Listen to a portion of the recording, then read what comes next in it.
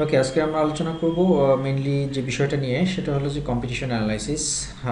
Competition analysis আমরা keyword রিসার্চের একটা পোর্শন।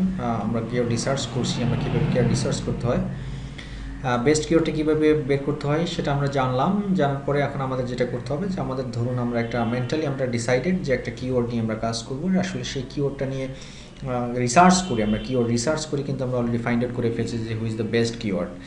সো বেস্ট কিওয়ার্ড থেকে আমরা যখন ফাইন্ড আউট করে ফেললাম, তখন আমাদেরকে একটু সামনের দিকে কাজ স্টার্ট করার পিছনে আমাদেরকে একটু সতর্ক হয়ে যে জিনিসটা করতে হবে সেটা হলো যে কম্পিটিশন অ্যানালাইসিস করতে হবে।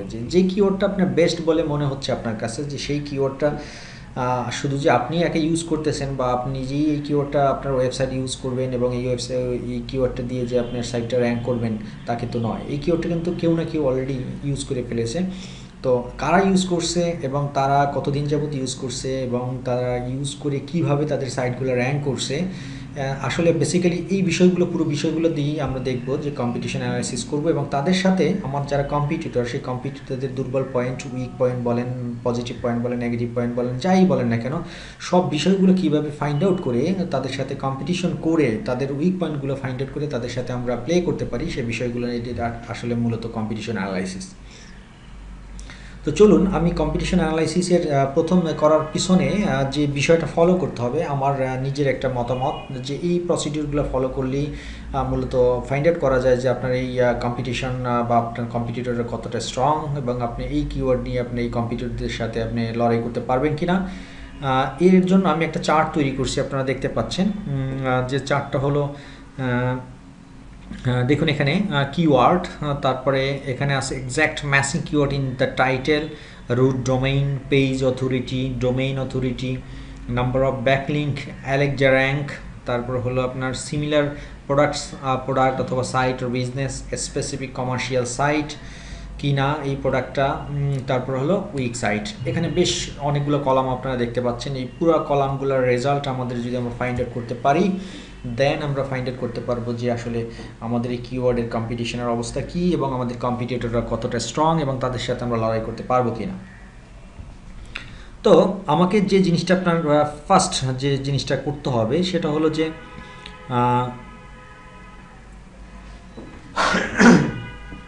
সরি যে জিনিসটা করতে হবে, ধরুন আমি একটা কিওয়ার্ড ফাইন্ড আউট করলাম, যে কিওয়ার্ডটার নাম হলো কি ইম্পর্টেন্স অফ অনলাইন এডুকেশন। আমি এই কিওয়ার্ডটা অলরেডি কিওয়ার্ড রিসার্চ করে আমি বের করছি। ধরে নেওয়া যাক সেই কিওয়ার্ডটা ইম্পর্টেন্স অফ অনলাইন এডুকেশন। আমরা এই ইম্পর্টেন্স অফ অনলাইন এডুকেশন এই কিওয়ার্ডটারই কম্পিটিটর কী রকম আর মার্কেটে, বেসিক্যালি মূলত আমরা সেই জিনিসটাই আমরা দেখব। আচ্ছা, তো এখন ধরুন কিভাবে দেখি একটু। প্রথম স্টেপটা অলরেডি কিওয়ার্ডটা আমরা কিওয়ার্ডের কলামে আমরা বসালাম। এখন আমাদেরকে যে জিনিসটা বের করতে হবে, এটা দিয়ে যদি একটু আমরা সার্চ দিই, কিওয়ার্ডটা যদি আমরা একটু কপি করে নিয়ে আমরা একটু গুগলে সার্চ দিই। ধরুন এখানে আমি একটু সার্চ দিলাম গুগলে সার্চ দেওয়ার পরে সার্চ দেওয়ার পরে দেখুন অলরেডি আমরা একটা রেজাল্ট পাচ্ছি এখানে। আমি আসলে এই জিনিসটা আপনাদেরকে একটু বুঝাই।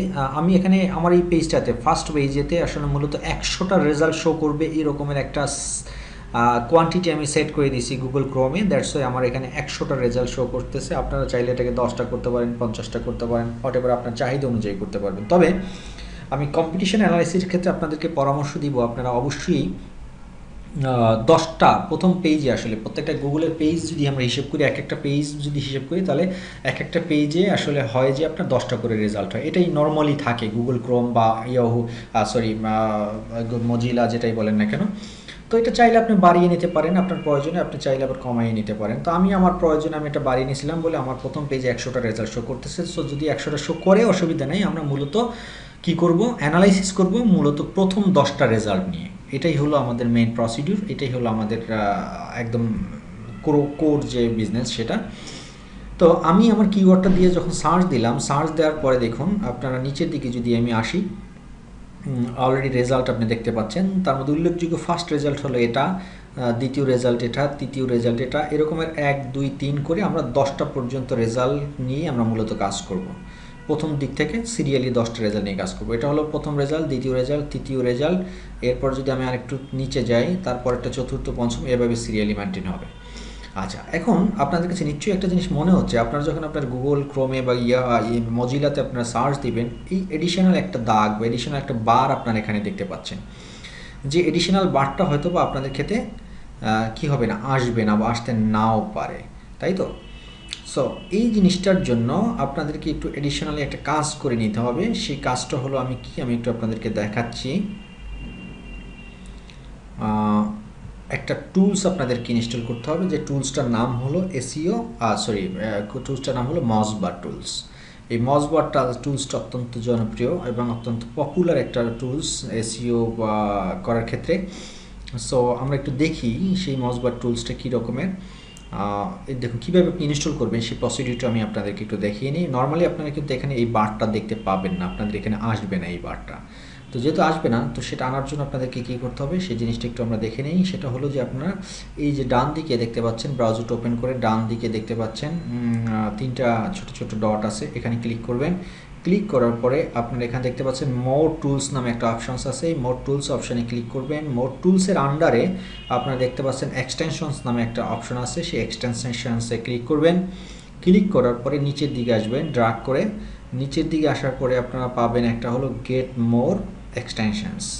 এই গেট মোর এক্সটেনশনসে ক্লিক করবেন। ক্লিক করার পরে আপনাদেরকে যে কাজটা করতে হবে সেটা হলো এখান থেকে সার্চ দিতে হবে। সার্চ দিবেন কিভাবে, মজ দিয়ে নর্মালি যদি এন্টার দেন তাহলে আপনার কাছে মজের রেজাল্ট চলে আসবে। এখানে দেখতে পাচ্ছেন দুইটা জিনিস আসছে, একটা হলো মজ র্যাঙ্ক, এটাও চাইলে আপনি ইনস্টল করতে পারেন, বাট এটা আমার খুব একটা পছন্দের না, আমি এটা ইউজ করি মজ বার। এখানে তিনটা যে রেজাল্ট দেখতে পাচ্ছেন, একটা মজ র্যাঙ্ক, একটা হচ্ছে স্প্রেক ওয়ার্কস, আর একটা হলো মজ বার। মূলত আমাদের এই প্লাগিনটা আমাদের দরকার হবে। এই প্লাগিনটা অলরেডি এক্সটেনশনটা অলরেডি আমি ইনস্টল করে ফেলছি, সেহেতু এখানে লেখা আসতেছে রেডিট। আর না হলে এই জায়গাটাতে আসতো কি, যদি এটা আমার কম্পিউটারে ইনস্টল করা না থাকতো তাহলে আসতো এরকমের অ্যাড টু ক্রোম। তো আপনাদের বেলায় আসবে আসলে মূলত অ্যাড টু ক্রোম। এই অ্যাড টু ক্রোমে আপনি ক্লিক করবেন, অটোমেটিকলি একটা ক্লিকই এটা ইনস্টল হয়ে যাবে। দেন এই অ্যাড টু ক্রোমে ক্লিক করার সাথে সাথে এই জায়গাটাতে দেখেন মজের এম যে বাটনটা, এই যে মজের এম একটা আইকন এখানে চলে আসছে। এটা যদি চলে আসে তাহলেই আপনি বুঝতে পারবেন যে আপনার প্লাগিনটা বা আপনার এক্সটেনশনটা অলরেডি সফলভাবে ইনস্টল হয়েছে। এখানে মূলত এতটুকুই কাজ, তার মানে আপনারা শিখে ফেললেন যে কীভাবে একটা এক্সটেনশন ইনস্টল করতে হয়।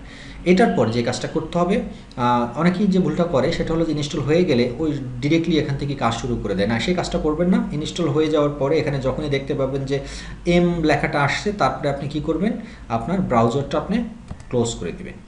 ক্লোজ করে দিয়ে আপনি নর্মালি আবার নতুন করে আপনার ব্রাউজারটা ওপেন করবেন। দ্যাট মিনস আমি কী করলাম, ব্রাউজারটা রিস্টার্ট করলাম, কারণ সে যে প্লাগিনটা বা এক্সটেনশনটা ইনস্টল হলো সেই পুরো প্রসিডিউরটা যাতে আবার সে নতুন করে রিস্টার্ট হয়ে আসতে পারে তাকে, কারণ তার অনেক ডেটার ব্যাপার স্যাপার আছে এখানে, সেক্ষেত্রে সুযোগটা তাকে দিতে হবে, নাহলে অনেক সময় অনেক ধরনের রেজাল্ট আপনি যথাযথ যেটা পাওয়ার কথা সেটা আপনি পাবেন না।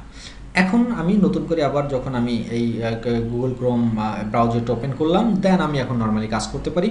তো কাজ করার আগে যদি আপনার ওই বারটা পেতে হয়, সেক্ষেত্রে আপনাকে যেটা করতে হবে, এখন এটা দেখুন একটু ব্ল্যাক কালার আছে, আপনাকে এটাকে ক্লিক করে এটা একটু স্কাই ব্লু আকারে নিয়ে আসতে হবে। মানে একটা ক্লিক করে এটাকে আপনি অ্যাক্টিভ করলেন। অ্যাক্টিভ করার পরে আমি যেটা এখন করব, যে আমার যে কিওয়ার্ড দিয়ে সার্চ করার কথা সেই কিওয়ার্ডটা দিয়ে আমি সার্চ দিই। আমার কিওয়ার্ডটা কী ছিল, importance of online education. Importance of online education, IT একটু ছোটো কাতে দিই, আমি ইম্পর্টেন্স অফ অনলাইন এডুকেশন দিয়ে আমি সার্চ দিলাম। সার্চ দেওয়ার পরে দেখুন এখনও কিন্তু আমার এখানে কি নিচে যে বারটা একটু আগে দেখছিলেন সেটা কিন্তু এখনও নাই। কেন নাই? কারণ হলো আমি এটা রিস্টার্ট করে ফেলছি। এটাকে আমাকে এখন আবার কী করতে হবে, অ্যাক্টিভ করতে হবে। অ্যাক্টিভ করার পর আবার এটাকে আমাকে ফার্স্ট টাইম লগ ইন করার জন্য এটাকে আমাকে কী করে নিতে হবে, লগ ইন করে নিতে হবে। আমি একটু ঝামেলা হতো, এই দেখুন চলে আসছে। আমি এটাকে অ্যাক্টিভ করার সাথে সাথে কী হয়েছিল দেখুন, এখানে চলে আসছে, প্রত্যেকটা নিচে নিচে একটা বার চলে আসছে। এখন এই দেখেন আমার কিওয়ার্ডটা দিয়ে যখন আমি সার্চ দিলাম, ইম্পর্টেন্স অফ অনলাইন এডুকেশন দিয়ে সার্চ দেওয়ার পরে এই মজ বারটা টুলবারটা ইনস্টল করার পর এখানে একটা ব্ল্যাক শ্যাডো আকারে একটা দেখতে পাচ্ছেন। তার বাম দিকে দেখেন মজ, এখানে দেখতে পাচ্ছেন এক্সপোর্ট করার অপশন আছে। আমার ডেটাগুলো আমি এখান থেকে এক্সপোর্ট করার একটা সুযোগ পাবো, সেই সুযোগটা আমি নিব এখন, যে মূলত আমি সেটাই করব। দেখুন এই বাটনটাতে ক্লিক করে, এই যে দেখতে পাচ্ছেন এই বাটনটাতে আমি ক্লিক করে আমি পুরো ডেটা দেখেন অলরেডি এখানে এক্সেল শিটে এই যে ডাউনলোড হয়ে গেল। এক্সেল শিটটা আমি একটু যদি ওপেন করি,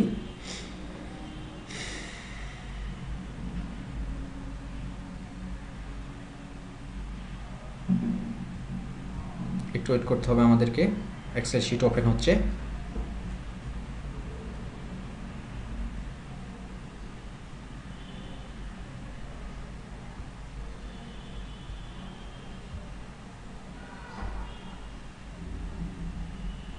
আচ্ছা, সোফার যেটা একটা এক্সেল শিট আমার আগে ওপেন করা ছিল, এই জন্য হয়তো প্রবলেম করতে পারে। আমি এটা একটু ক্লোজ করে দিই।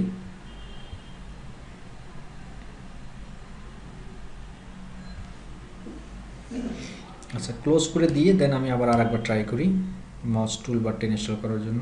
এই যে সরি, এই ফাইলটা আমি একটু আরেকবার ট্রাই করি।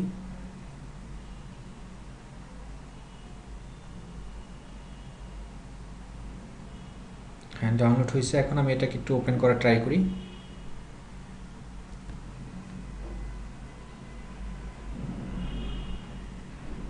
হ্যাঁ, এবার ওপেন হচ্ছে। আমি একটু দেখি আমার যে কাঙ্ক্ষিত রেজাল্ট পাওয়ার কথা সেই রেজাল্টগুলো আমার আসতেছে কিনা।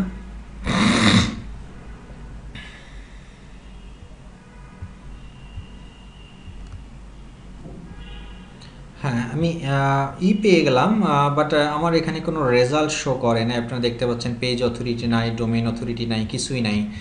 আসলে এরকম ব্ল্যাঙ্ক রেজাল্ট দিয়ে আমার কোনো কাজে দিবে না। এটা অনেক সময় টুলসটা ফ্রি টুলসের কারণে একটু প্রবলেম করে।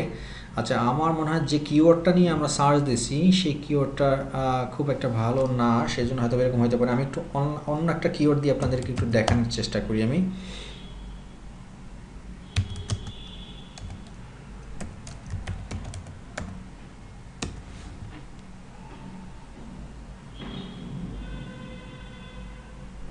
রাইট, এই যে দেখুন অনলাইন টি শার্ট দিয়ে আমি একটু সার্চ দিলাম। অনলাইন টি শার্ট দিয়ে সার্চ দেওয়ার পরে কিন্তু দেখুন এখানেই অলরেডি আপনারা দেখতে পাচ্ছেন যে PA42, তারপরে DS84, মানে এখানেই রেজাল্ট আছে। এখন আমি তাহলে একটা কাজ করি, আমি কিওয়ার্ডটা যেটা নিয়েছিলাম আগে ওই কিওয়ার্ডটা বাদ দিয়ে আমি এই কিওয়ার্ডটা নিয়ে একটু কাজ করব। আপনি মনে রাখবেন একটু অনলাইন টি শার্ট। ওকে, অনলাইন টি শার্ট। আচ্ছা, এখন আমি এই অনলাইন টি শার্টের আন্ডারে যে রেজাল্টগুলো শো করতেছে সেটা আমি একটু ডাউনলোড করি এখান থেকে ক্লিক করে।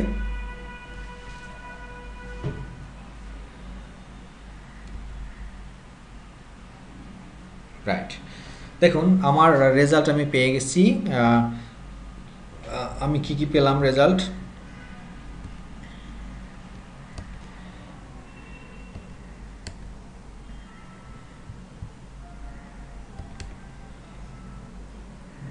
যে কী রেজাল্ট আমরা পাচ্ছি সেই জিনিসটা একটু আমি আপনাদেরকে দেখাবো। একটু মনোযোগ দিয়ে দেখতে হবে বিষয়টা। আমার কিওয়ার্ড কী ছিল দেখেন, এই যে অনলাইন টি শার্ট, এটাই তো আমার কিওয়ার্ড ছিল, তাই না? হ্যাঁ, এটি কি এই অনলাইন টি শার্টের কিন্তু এটা রিপোর্ট। ওকে ফাইন, তাহলে আমি এখানে কি পাচ্ছি? অনলাইন টি শার্টের আন্ডারে পেলাম আমি URL পেলাম, তারপর হলো টাইটেল পেলাম, তারপরে হলো আমি ডেসক্রিপশন পেলাম। ডেসক্রিপশন মানে এটা কি ডেসক্রিপশন? আমি ম্যাটা ডেসক্রিপশন পেলাম। তারপরে হলো আপনার আর কি পেলাম,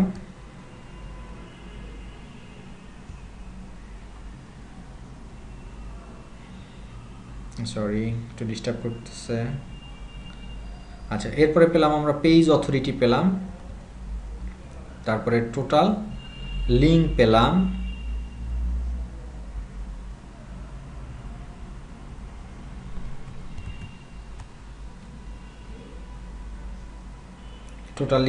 তারপরে টোটাল ডোমেইন অথরিটি পেলাম। এই যে এটা total domain authority, total link পেলাম, টোটাল লিঙ্কস আর রুট ডোমেইনস,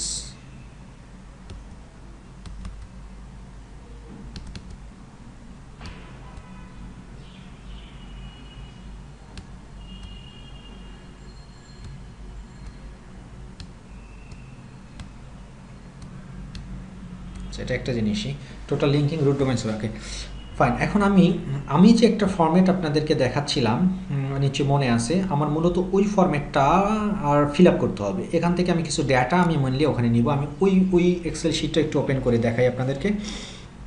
একটু কঠিন আপনাদের কাছে প্রথম মনে হবে, বাট জিনিসটা যদি একবার একটু মাথায় ঢুকিয়ে ফেলতে পারেন তাহলে অনেকটাই সহজ।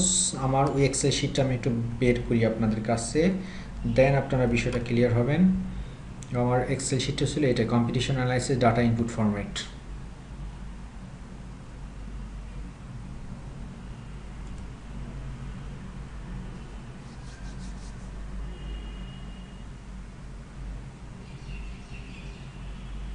এই যে, তাহলে আমি যেহেতু এই কিওয়ার্ডটা নিয়ে কাজ করতেছি না, আমি নতুন কিওয়ার্ডটা কী ছিল আমার? অনলাইন টি শার্ট, এটাই ছিল আমার keyword. Okay, exact matching keyword in title.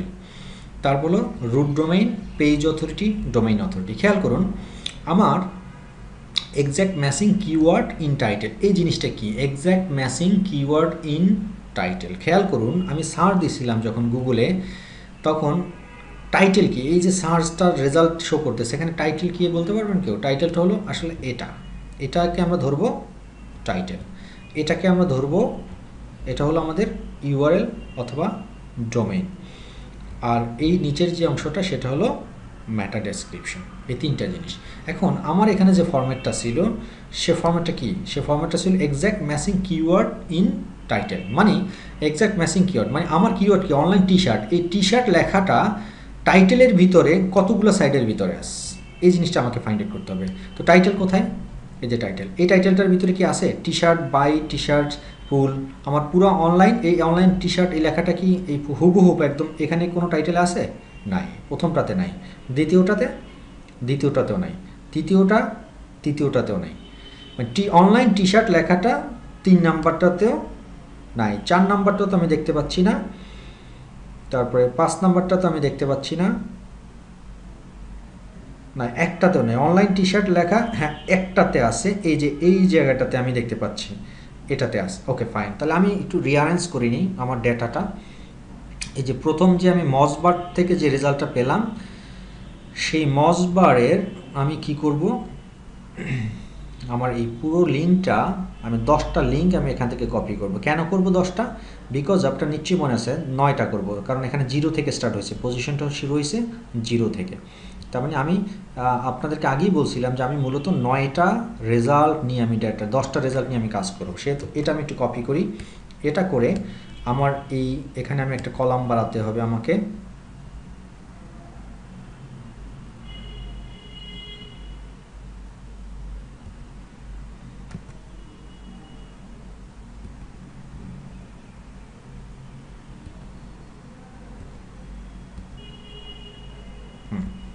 এই যে আমি একটা কলাম বাড়িয়ে নিলাম এখানে।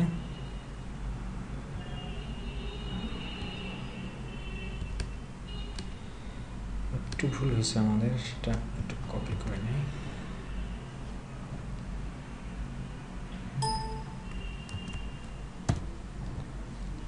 কপি করে এখান থেকে পেস্ট করি।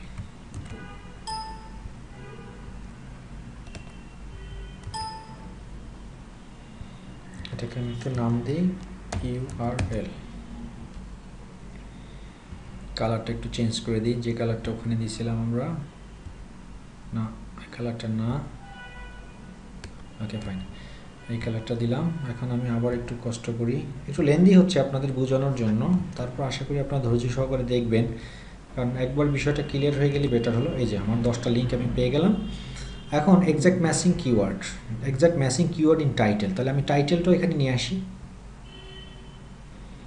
আমি আরও একটা কলাম আমি এখানে অ্যাড করি,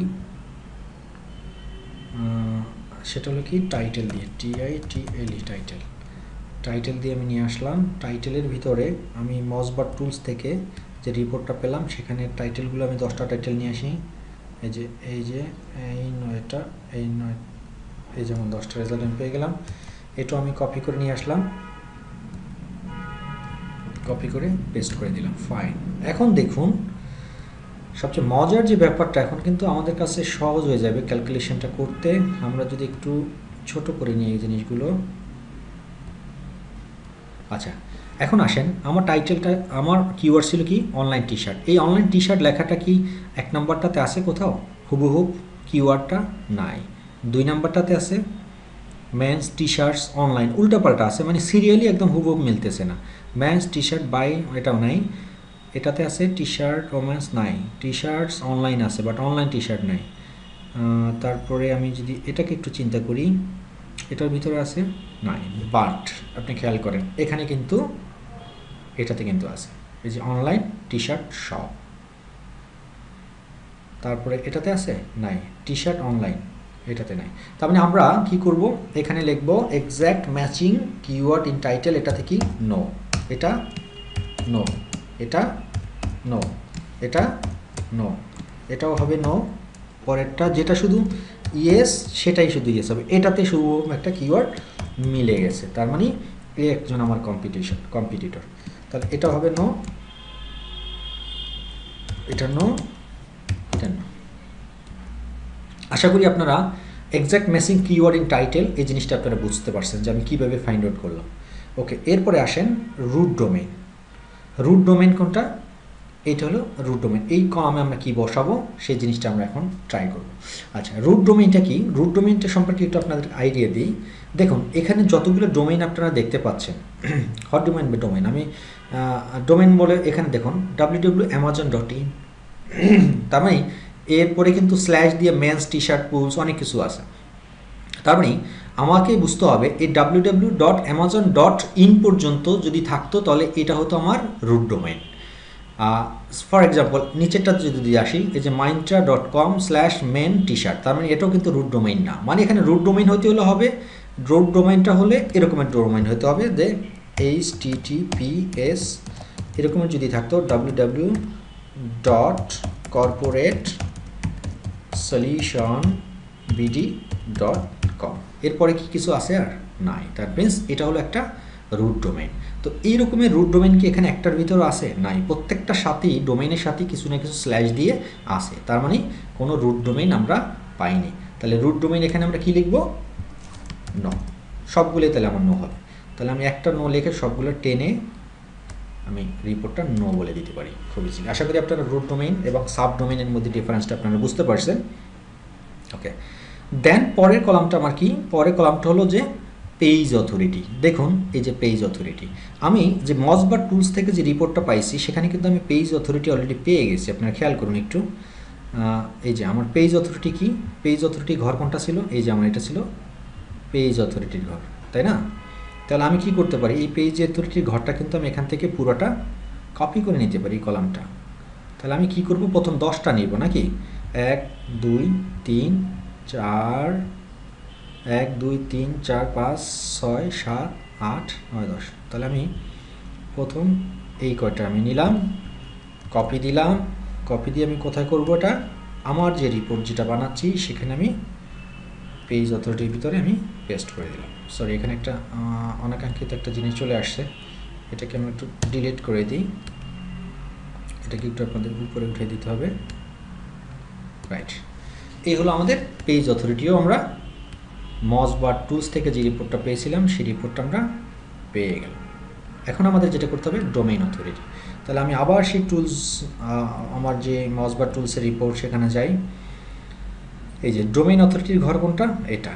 তাহলে ডোমেইন অথরিটিটাও আমি একটু নিয়ে নিই, 10টা নিব আমি প্রথম, যেহেতু আমরা প্রথম 10টা নিয়ে কাজ করতেছি। তাহলে ডোমেইন অথরিটি আমি এখান থেকে এটা পেস্ট করে দিলাম, 10টার ডোমেইন অথরিটি পেলাম। তারপরে এই ঘরটা কিসের? Number of backlinks. Number of ব্যাকলিংসটা আমি কীভাবে পাবো? দেখুন নাম্বার অফ ব্যাকলিংস এখানে কিন্তু অলরেডি সেই রিপোর্টটা আমরা পাইছি, যে টোটাল লিঙ্কস দেখতে পাচ্ছেন আপনার একটা, এই যে টোটাল লিঙ্কস নামে একটা অপশন এখানে আছে। অথবা আরও সহজ যদি করতে চান আপনি, যদি এটা আপনার আরও কঠিন মনে হয় আপনাদের কাছে, সেক্ষেত্রে যেটা আমি আরেকটা আপনাদের সহজ করে দিতে পারি, এখান থেকে নিয়ে এটাই বেটার। এখান থেকে আমরা 10টা রিপোর্ট আমরা নিয়ে নিই, এই যে এগুলো হলো 10টা রিপোর্ট, সেখান থেকে নিয়ে আমি আমার এখানে এই ঘরে বসাই দিব। এখানে আবার একটা বঞ্চিত জিনিস চলে আসছে, একটু কেটে দিয়ে আমরা এটা উপরে উঠিয়ে দিই, একটু রিয়াইন্স করে নিতে হবে, যেহেতু ফ্রি টুলস ইউজ করতেছি ও একটু ঝামেলা করবি। দেখুন তাহলে নাম্বার অফ ব্যাকলিঙ্ক আমরা পেয়ে গেলাম। তারপর হলো অ্যালেক্সা র্যাঙ্ক। আচ্ছা, অ্যালেক্সা র্যাঙ্কটা আমরা ফাইন্ড আউট করবো কোত্থেকে, সেই জিনিসটা একটু শিখে আসি আমরা।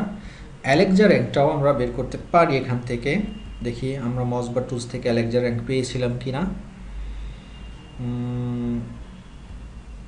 মজবার টুলসে আমাদের অ্যালেক্সা র্যাঙ্কস নাই, সেক্ষেত্রে আমাদেরকে যে কাজটা করতে হবে আর একটা টুলস ইউজ করতে হবে, যে টুলসটার নাম হলো স্মল টুলস।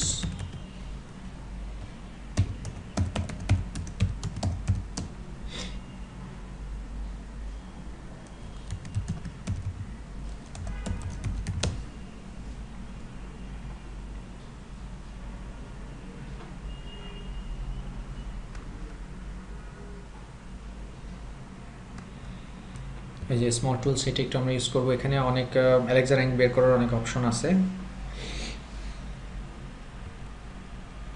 এই যে small tools, small SEO tools, এটা আপনারা মনে রাখবেন। স্মল এসইও টুলস এখানে অনেক ধরনের আছে। দেখেন এখানে কি কি করা যায়। এই যে আর্টিকেল রিরাইটার আছে, গ্রামার চেকার আছে, ওয়াল কাউন্ট, এটা পুরোটি এসইও ফ্রেন্ডলি একটা জিনিস। অনলাইন স্পেল চেকার আছে, বিভিন্ন টুলস আছে এখানে। আপনার ইমেজ অবজেক্ট কনভার্টার আছে। আচ্ছা, তারপরে আমি যদি এখানে একটু আসি, অ্যালেক্সা, এই যে অ্যালেক্সা র্যাঙ্ক চেকার আপনারা দেখতে পাচ্ছেন। এই অ্যালেক্সা র্যাঙ্ক চেকারটাতে যদি আমি একটু ক্লিক করি, এখানে 5টা ডোমেইন দেওয়া যাবে, এন্টার আপ টু 5 ডোমেইন, মানে 5টা ডোমেইন একসাথে আপনি চেক করতে পারবেন। তাহলে আমার যে রিপোর্টটা আমি তৈরি করছিলাম ওখানে আসলে মেনলি 10টা, তাই তো? তাহলে আমি 2 ভাগ করে 2ভাবে আমি ইনস্টল করি। তাহলে আমি প্রথম 5টা ডোমেইন আমি নিয়ে নিই এখান থেকে। আচ্ছা, এই 5টা আমি আগে প্রথম চেক করি, দেন পরে 5টা করব। প্রথম 5টা আমি একটু কপি করে পেস্ট করে দিলাম। দেওয়ার পরে এখানে আমাকে যেটা করতে হবে, চেক বাটনে আমি ক্লিক করি।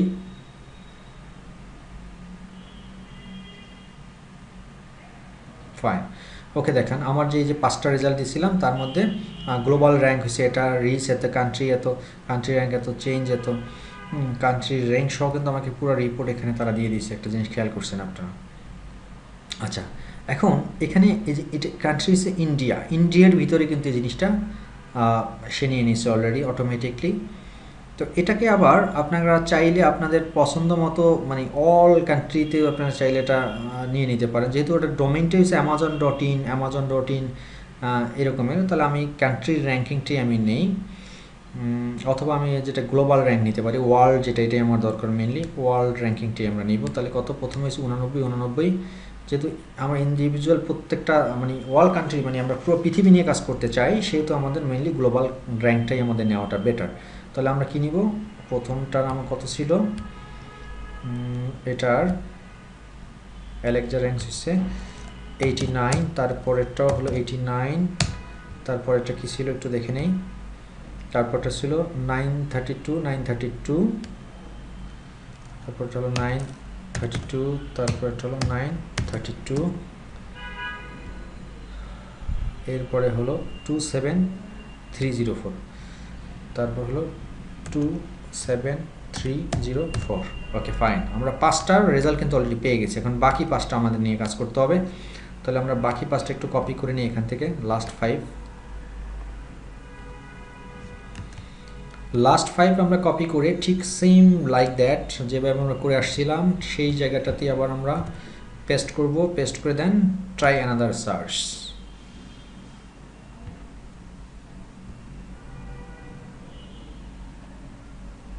ওকে, সরি, আবার একটু বসাতে হবে, ভুল করে ফেলছিলাম। ওকে, চেক।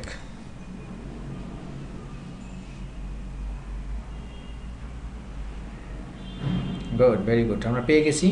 তাহলে bagdoom.com, এটা একটা কপি করব। অ্যালেক্সা র্যাঙ্ক কোথায় আছে? এই যে অ্যালেক্সা র্যাঙ্ক, তাহলে এটা এখানে বসবে। তারপর এটা কত ছিল? তারপরটা ছিল 1109।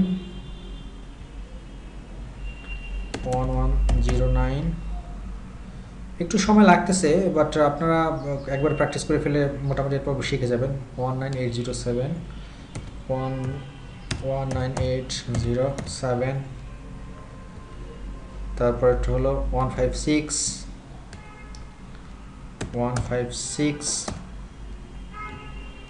লাস্ট ফাইনাল ওয়ান হলো 13576। Very good.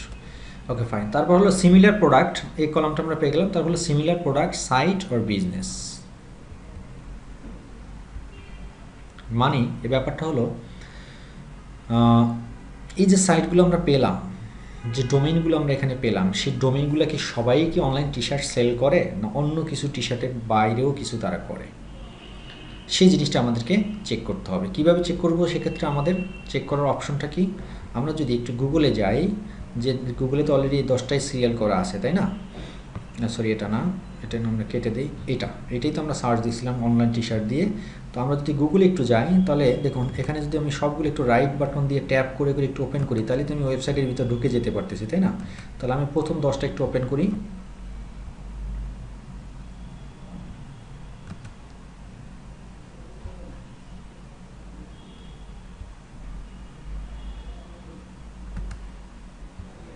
কয়টা হলো? 1টা 2টা 3টা 4টা 5টা 6টা 7টা 8টা 9টা, দেন ফাইনাল ওয়ান 10টা। Okay fine. প্রথম যে জিনিসটা আমি দেখি এটা কি? এটা অ্যামাজন সাইট। এটা আমরা বুঝতেই পারতেছি যে অ্যামাজন সাইট, এই সাইটটা শুধু টি শার্টই সেল করে না, অন্য আরও অনেক জিনিস তারা সেল করে। Okay fine. 2 নাম্বারটাও অ্যামাজনেরই সাইট, তার মানে অ্যামাজন দুইটা একই জিনিস। তাহলে আমি এখানে কি লিখতে পারি? তাহলে আপনারা একটু বলুন বন্ধুরা, কি লিখতে পারি? যে similar product site or business, কি লিখতে পারি বলুন তো? Similar product or similar size? Yes, similar size, similar product. তারপরে 3 নাম্বারটা কি লিখতে পারি?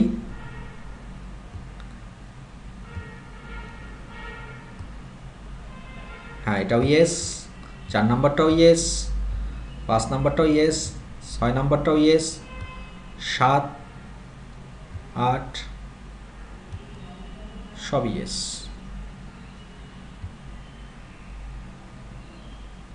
রাইট, তাহলে আমার সবগুলোই কিন্তু টি শার্ট, তাই না? তারা সবাই টি শার্ট ইউজ করতেছে, তাহলে টি শার্ট বিজনেস করতেছে, তাহলে আমি সবগুলি হবে আমাদের ইয়েস। স্পেসিফিক কমার্শিয়াল সাইট, এই সব সাইটগুলো কি কমার্শিয়াল সাইট কিনে না ফ্রি সাইট? বলুন তো আপনারা, এটা কি সব ফ্রি? কি সব ফ্রি দিচ্ছে? না। তাহলে specific site is commercial, specific commercial site এটাও হবে কি ইয়েস।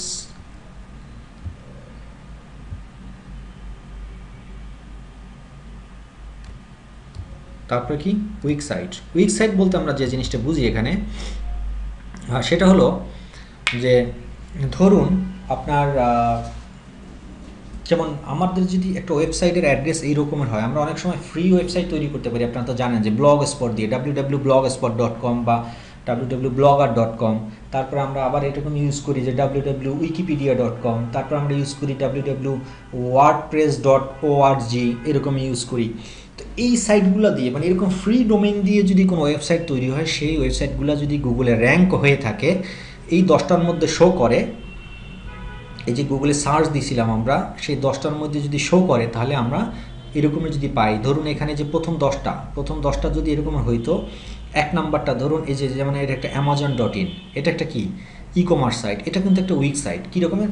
আপনার আবার এটা মনে করিয়েন না যে অ্যামাজন সাইট ওয়ার্ল্ডের এত বড় একটা ই কমার্স সাইট, তাকে আমি উইক বলতেছি, জিনিসটা এরকমের না। জিনিসটা হলো যে amazon.in তারা কিন্তু এসইও করে তাদের কিন্তু সাইট র্যাঙ্ক করানোর কোনো যুক্তিগত নেই, তাদের দরকারও নেই এসইও করানোর। তাদের হাজার হাজার ক্লায়েন্ট ওয়ার্ল্ডের ভিতরে আছে, তারাই তাদের সাইট এমনি এমনি মানুষ খুঁজে বের করে নেয় গুগল থেকে। তার মানে এই ধরনের ই কমার্স সাইট যদি বেশি থাকে এবং সেই ই কমার্স সাইটগুলো যদি 10টা র্যাঙ্কের মধ্যে 8টাই ই কমার্স সাইট ধরে বসে থাকে, তাহলে কিন্তু ওই সাইটগুলোর সাথে আমরা কি করতে পারবো? লড়াই করে আমাদের নিজেদের যে সাইটটা সেটা আমরা গুগলে র্যাঙ্ক করাতে পারবো। এটা কিন্তু একটা ভেরি ইম্পর্ট্যান্ট জিনিস, এটা আপনাদেরকে মনে রাখতে হবে। আর একটা উইক পয়েন্ট হলো কি, উইক সাইট যেটা ওখানে আমি দেখালাম, সেটা হলো যে ধরুন যদি এই জিনিসটা এরকম হতো যে www.mindtra.com না হয়ে যদি এরকম হতো ধরুন এই 3 নম্বর সাইটটাই যদি অ্যাড্রেস এরকম হতো www.abcd.blogspot.com, হ্যাঁ abcd.blogspot.com, এই সাইটটা তাহলে কেন র্যাঙ্ক হয়েছিল? এই যে blogspot.com, এটা একটা ফ্রি ডোমেইন না? হ্যাঁ, এটা একটা ফ্রি ডোমেইন। এই ফ্রি ডোমেইনটার র্যাঙ্ক অনেক সময় হয়, কেন হয়?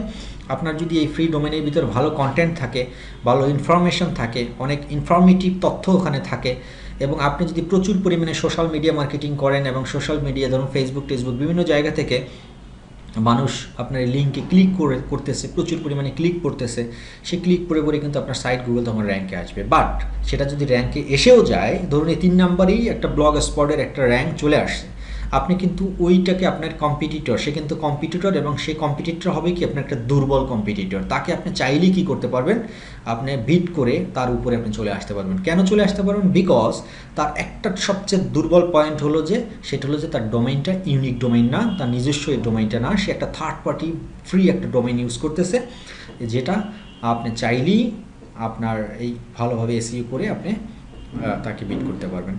এই বিষয়টাই আসলে বলা, আমরা বোঝাচ্ছি যে উইক সাইট। তো আমরা কি প্রথম 10টার মধ্যে কোনো এরকম উইক সাইট দেখতে পাচ্ছি? দেখুন কি পাচ্ছি কিনা, আছে কি এরকম কোনো উইক সাইট? না, নাই। যদি থাকতো তাহলে আমরা নো লিখতাম। উইক সাইট কি আছে? নয়, নো। ধরুন সব নো, নো, তাহলে আমাকে সবই নো দিতে হবে। এখন কোনো উইক সাইট আমরা ফাইন্ড আউট করতে পারি না। That's it. That means almost আমাদের ডান, আমাদের রিপোর্ট আমরা শেষ করে ফেলছি। এখন আমাদেরকে ফাইন্ড আউট করতে হবে এই রিপোর্টের উপর বেসিস করে যে আমরা এই কম্পিটিটর, যে 10 জন ব্যক্তি যে কম্পিটিটর আছেন, সেই 10 জন ব্যক্তিকে আমরা কি বিট করতে পারবো কি না, তাদের সাথে কম্পিটিশন করে আমাদের সাইটটাকে র্যাঙ্ক করাতে পারবো কি না।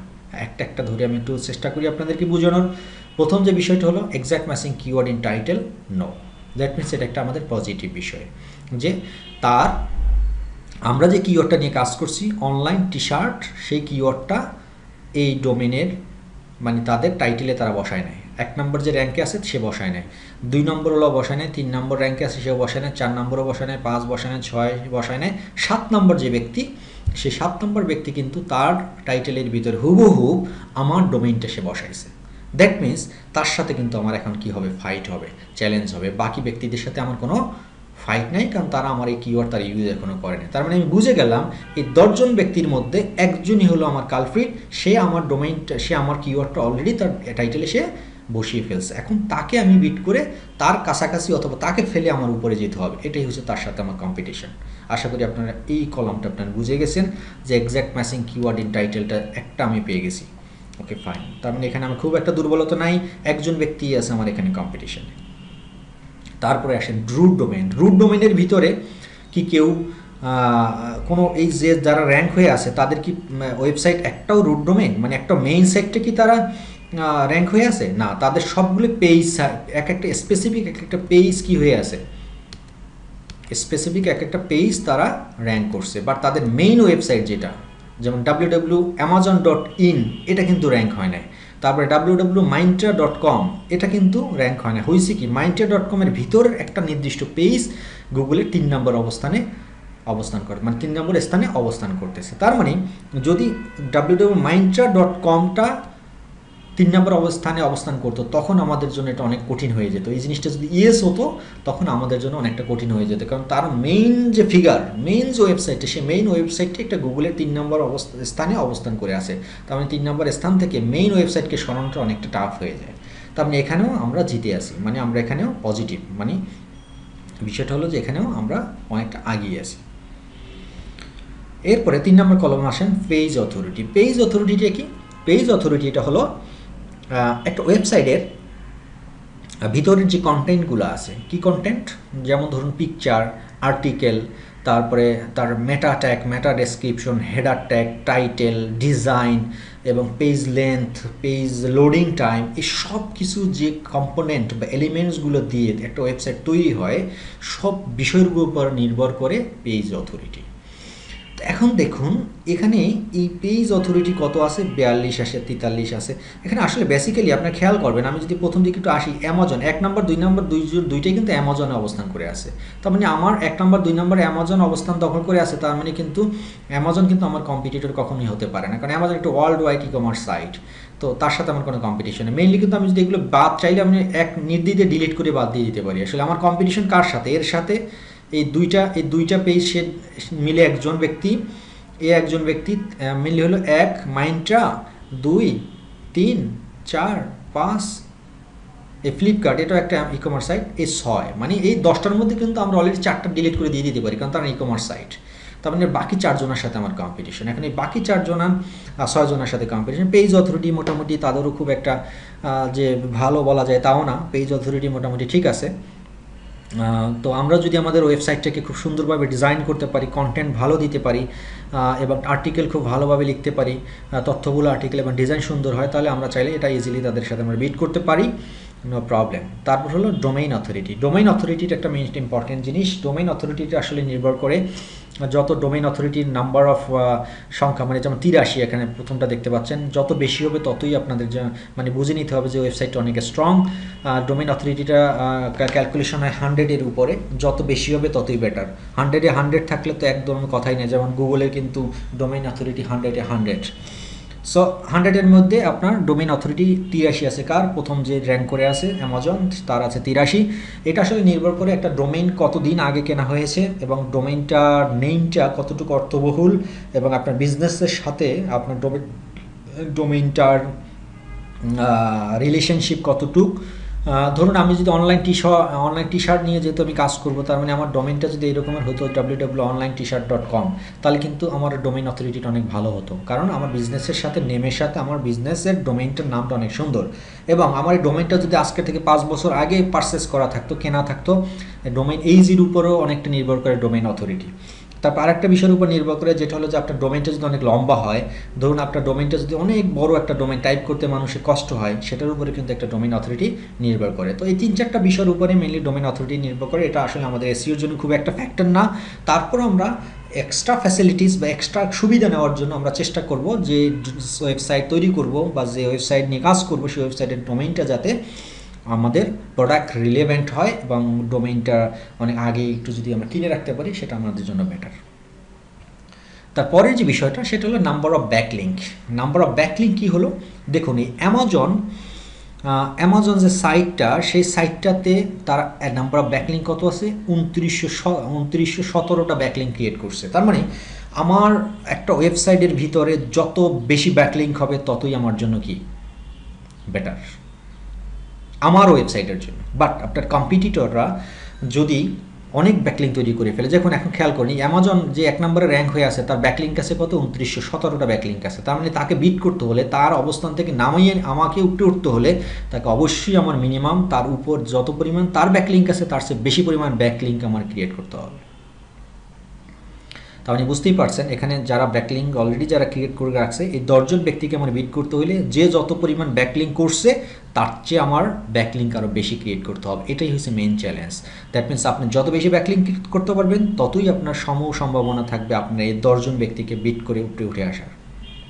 আশা করি এটা আপনি বুঝতে পারছেন। অ্যালেক্সা র্যাঙ্কও একটা ইম্পর্টেন্ট জিনিস, সেটাও ওই সেম থিং ব্যাকলিঙ্কের মতন। অ্যালেক্সা র্যাঙ্ক আপনারা দেখতে পাচ্ছেন 89। আসলে এই বিষয়টা নির্ভর করে অ্যালেক্সা র্যাঙ্ক যত কম তত ভালো। যেমন ধরুন আপনি যদি নতুন একটা ওয়েবসাইট এখন ক্রিয়েট করেন, দেখবেন যে আপনার অ্যালেক্সা র্যাঙ্ক হয়ে যাবে কোটির উপরে, 1 কোটি 2 কোটি হইতে পারে। তো তার মানে যত ওয়েবসাইট পুরান হবে, যত আপনার র্যাঙ্ক আস্তে আস্তে বাড়বে, তত আপনার অ্যালেক্সা র্যাঙ্ক তত আস্তে আস্তে কমতে থাকবে। যতই কমবে আপনার অ্যালেক্সা র্যাঙ্ক, ততই আপনার ওয়েবসাইটের জন্য বেটার। এরপর হলো পরের যে 2টা কলাম, সে 2টা কলাম হলো সিমিলার প্রোডাক্ট সাইট আর বিন সিমিলার প্রোডাক্ট না। হ্যাঁ, সবগুলি আমার সিমিলার, এটা একটা আমার জন্য পজিটিভ আছে যে আমার সেম টাইপসের হবে। যদি একজন নেগেটিভ হইতো, ধরুন এই জিনিসটাই হলো যে আমার সাথে সিমিলার না, তা আমার ব্যবসা সিমিলার না, তার মানে আমি নির্দ্বিধায় তাকে আমরা বাদ দিয়ে দিতে পারতাম। কেন বাদ দিয়ে দিতে পারতাম, ও আমার সাথে কম্পিটিটর হিসেবে ও কাউন্ট হয় না। কারণ আমি টি শার্ট ব্যবসা করি, সে আসলে টি শার্টের সাথে আরও 14 রকমের ব্যবসা করে। তো এই রকমের যদি হইতো, তখন তাকে আমরা তার সাথে চাইলে আমরা ইজিলি কম্পিটিশন করে ফেলতে পারতাম। তো ইয়েস আছে, সবাই যেহেতু কম্পিটিটর, ওর সাথে আমার কম্পিটিশন করতে একটা সুবিধা হবে, এটা কোনো ফ্যাক্টর না, এটা জাস্ট বোঝার জন্য এতটুকুই। স্পেসিফিক কমার্শিয়াল সাইট মানে হলো যে এই সাইটগুলো যে কম্পিটিটর, তারা কি সবাই ই কমার্স করে কিনা, তারা শুধু বিজনেস করে কিনা, না তারা মতো অনেক আছে না, ধরুন একটা ওয়েবসাইট ক্রিয়েট করে শুধুমাত্র টি শার্টের তথ্য প্রদান করতেছে, বাট তারা কিন্তু কোনো টি শার্ট বিক্রি করে না বা টি শার্ট কিনেও না। তারা শুধু যে কাজটা করে সেটা হলো টি শার্ট সম্পর্কে আইডিয়া দেয় মানুষের কাছে।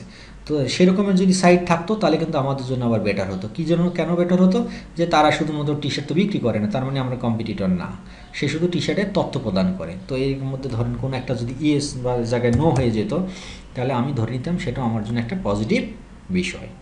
তারপর হলো উইক সাইট হলো যে সবগুলোই কি আপনার ওই যে বললাম www.blogspot.com কিনা বা এরকম ধার করা কোনো ডোমেইন কিনা, তৃতীয় পক্ষর কোনো ডোমেইন কিনা, যদি সেটাও হইতো তাহলেও সেগুলো আমাদের জন্য বিট করা অনেকটা সহজ হতো। তো বন্ধুরা, আপনারা আশা করি আপনারা বুঝতে পারছেন যে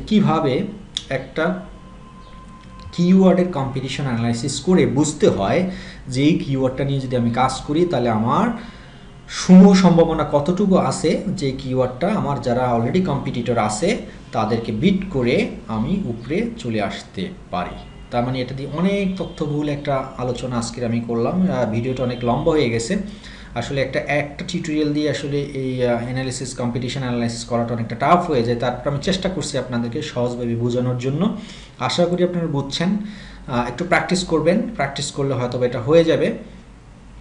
তারপরেও আমি আবার চেষ্টা করব নেক্সট আরও একটা টিউটোরিয়াল আপনাদের জন্য অ্যাডভান্স লেভেলের বানানোর, যে এর সাথে আরও যে পারিপার্শ্বিক যে বিষয়গুলো বাদ পড়ে গেছে সেই পারিপার্শ্বিক বিষয়গুলো আমি আপনাদেরকে দেওয়ার চেষ্টা করব। তবে আশা করি আপনারা যদি যতটুকু আমি এই টিউটোরিয়ালটিতে আমরা দিয়েছি সেই টিউটোরিয়ালটার পুরো বিষয় A to Z যদি আপনারা মাথায় ঢুকাতে পারেন তাহলে আমরা আশা করি যে আপনাদের কম্পিটিশন ফাইন্ড আউট করা বা কম্পিটিটর অ্যানালাইসিস করা বা কম্পিটিটরদের সাথে টার্গেট ওয়াইজ কাজ করে তাদেরকে বিট করে গুগলের র্যাঙ্কে আসাটা খুব একটা আপনাদের জন্য অসুবিধা হবে না। তো ভালো থাকবেন সবাই। আশা করি নেক্সট আপনাদের টিউটোরিয়াল